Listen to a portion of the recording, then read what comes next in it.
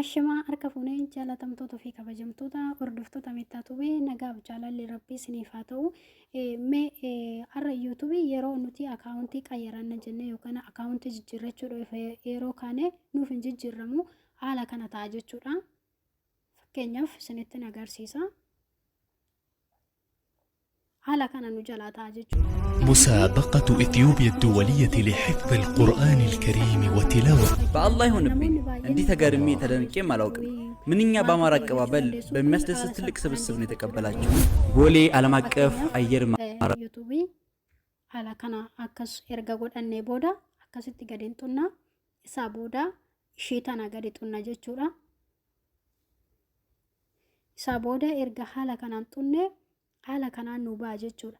Bakka kanatti storage kan jedhu kana xunnaa jechuudha. Storage bakka jedhu kana xunnaa. Isaa booddee amma immoo clearing data kan jedhu xunnaa jechuudha. Clearing data kan jedhu kana xunnaa. Isaa booda okay jennaani jechuudha. erga haala kanaan qulleeffannee amma immoo dhannee mee yuutuubii keessa seennee haa ilaallu. Mee fakkeenyaaf banee isinitti agarsiisu. Amma ofuma isaayyuu qayyaratee jira jechuudha. Waa'ee profaayilii kiyya gubbaarratti bahee xiqqoo daata.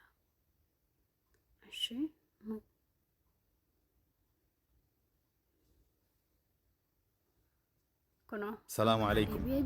تتخلص من الروتين وتحقق تقريبا 7827 ريال سعودي كل يوم. ما تدري وش الطريقة؟ اسمع، حقق دخل إضافي والسيولة عبر النت. زمان كانوا أهلنا